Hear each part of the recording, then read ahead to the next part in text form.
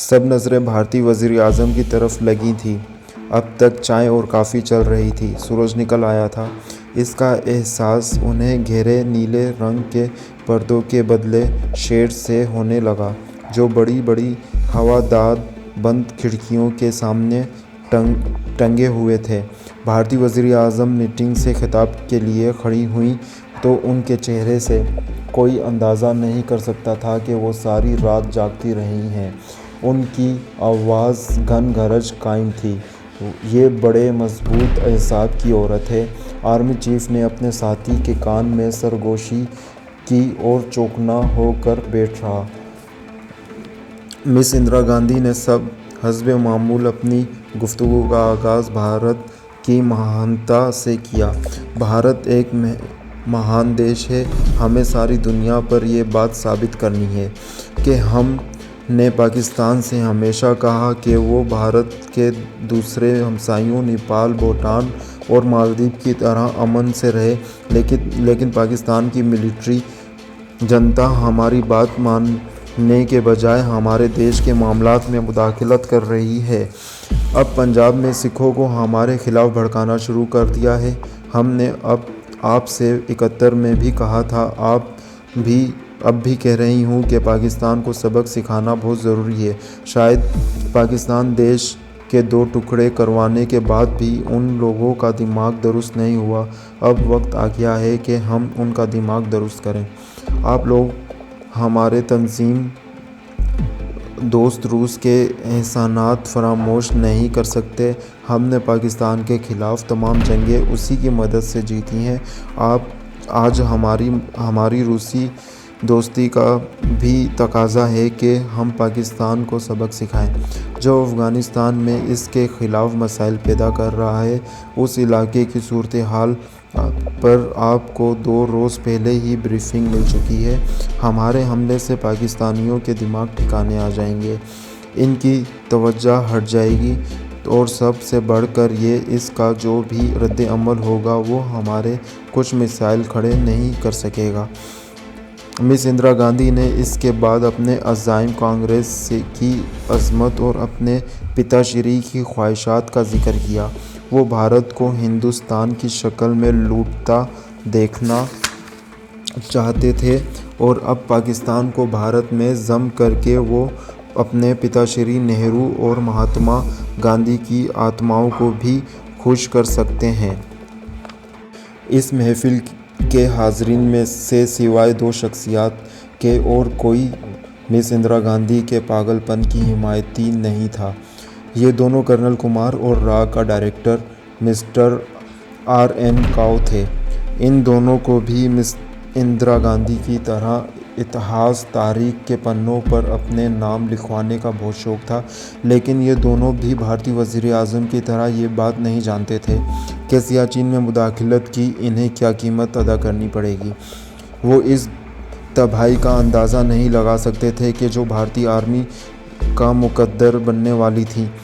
RN کاؤ سمجھتا تھا کہ جس طرح انہوں نے 71 میں مشرقی پاکستان کو بنگلہ دیش بنا دیا تھا، اسی طرح وہ سیاچن پر قابض ہونے کے بعد پیش قدمی کر کے شاہراہ قراقرم تک پہنچ جائیں گے اور پاکستان کو دنیا کے اس عظیم شاہراہ اوپر قابض ہونے کے بعد چین سے کاٹ کر اپنا لوہا دنیا سے منوا لیں گے، جس طرح بعد امریکہ یا کسی اور سپر پاور کو اس خطے میں سوائے بھارت کے اور کچھ دکھائی نہیں دے گا۔ اس خطے کے سارے وسائل ان کی دسترس میں ہوں گے۔ جنوبی ایشیا کی سپر پاور وہ بن جائیں گے اور ساری دنیا میں اسی کے اگلے 100 سال تک بھارت کی طرف اشوکا کی عظیم سلطنت کی طرف اٹھا کر دیکھنے کی ہمت نہیں ہوگی۔ All right general, go ahead. Miss Indira Gandhi نے آرمی چیف کی طرف دیکھا، جس کا دل ایک مرتبہ تو دھک سے رہ گیا، لیکن دوسرے ہی لمحے وہ سنبھل گیا۔ Okay madam. اس نے اپنے دلی جذبات کا معمول سا تاثر بھی اپنی آواز میں پیدا نہیں ہونے دیا تھا۔ دونوں کی طرف سے اوکے سگنل پر حاضرین کی تالیاں بجائیں تاکہ اپنی پرائم منسٹر کو یقین دلا سکیں کہ وہ فیصلے سے بہت خوش ہیں۔ جینٹلمین ناشتہ کر کے بعد آپ جا سکتے ہیں، اگلے 15 منٹ کے بعد ہم ناشتہ کریں گے، مس اندرا گاندھی نے اٹھتے ہی کہا، اور بڑی تمکنت سے وزیر اعظم کی طرف تلے قدموں سے یہاں آئی تھی، اسی طرح بغلی دروازے سے واپس لوٹ گئیں۔ ان کے باہر نکلتے ہی بوجھل دل اور آنکھوں والے آرمی چیف نے حاضرین سے نظریں ملائے بغیر باتھ روم کا رخ کر لیا۔ یہاں موجود تقریباً سبھی لوگ اسی سے پہلے متعدد مرتبہ اس ہال میں آ چکے تھے، انہیں علم تھا کہ یہاں کے معاملات کیا ہیں۔ جنرل چیمبر کو بھارتی وزیر اعظم سے ملے 15 روز ہو رہے تھے، اور ابھی تک بظاہر انہیں ہیڈ کوارٹر کی طرف سے کوئی خاص ہدایت نہیں ملی تھی۔ اصولاً طور پر تو اسے مایوس ہو جانا چاہیے تھا، لیکن جنرل چیمبر پر امید تھی۔ اسے علم تھا کہ اس کے ملک کی وزیر اعظم بڑی مہم جو عورت ہے، جسے تاریخ کے صفحات میں اپنا نام لکھوانے کا بہت شوق تھا، ضرور وہی کچھ کر گزرے گی جس کا اندازہ وہ خود بھی کبھی نہیں لگا سکتی تھی۔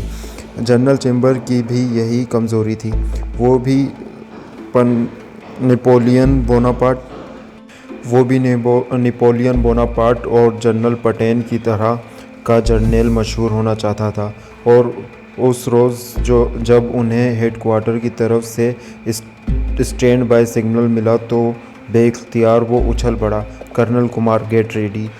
اس نے اپنے اہم خیال کرنل کمار سے کہا، چند 15 روز پہلے ہی ہیڈ کوارٹر سے واپس لوٹا تھا، اور جس نے اس میٹنگ کا قطعاً کوئی ذکر کبھی نہیں جنرل چیمبر سے نہیں کیا تھا۔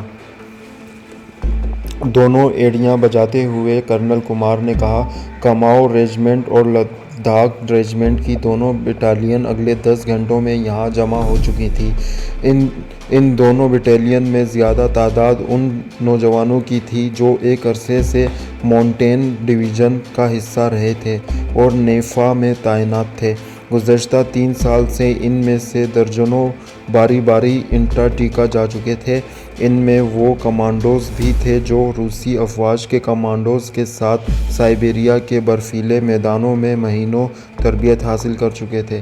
یہ سب بھارتی فوج کے مایہ ناز کمانڈوز شمار ہوتے تھے، جنہوں نے ان کے افسران ایک عرصے سے اسی وقت کے لیے تیار کر رہے تھے۔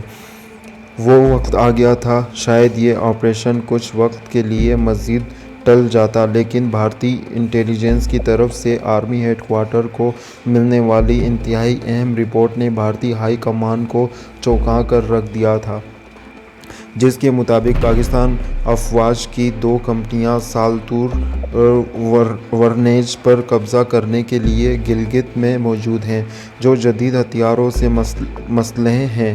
یہ لوگ سالتور ورنیج پر مضبوطی سے قدم جمانے کے بعد دراصل لداخ کی طرف ایڈوانس کریں گے اور بھارتی مقبوضہ کشمیر میں اس اہم محاذ پر قابض ہو کر مقبوضہ کشمیر پر قبضے کی راہیں ہموار کریں گے۔ یہ رپورٹ کہاں سے آئی تھی؟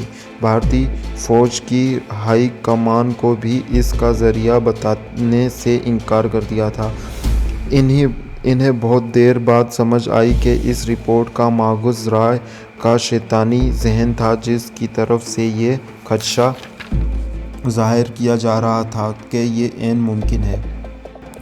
سیاچن میں مداخلت پر آرمی چیف کو اپنے ہم کاروں کی مکمل عشیرودانہ مل سکے، اور وہ لوگ باطل ناخواستہ اس کام کو کرنے پر رضامند ہوں۔ ظاہر ہے کہ اس طرح انہیں بددلی سے کیے گئے اس حملے کے متوقع نتائج نہ مل سکیں گے۔ اسی لیے یہ انتہائی کانفیڈینشیل لیکن جعلی رپورٹ بھارتی فوج کے ہیڈ کوارٹر کو روانہ کی گئی تھی۔ اس رپورٹ کی بنیاد پر بھارتی آرمی چیف کو اپنے ہم کاروں کو اپنی مرضی سے شامل کرنے کی آسانی میسر آ گئی۔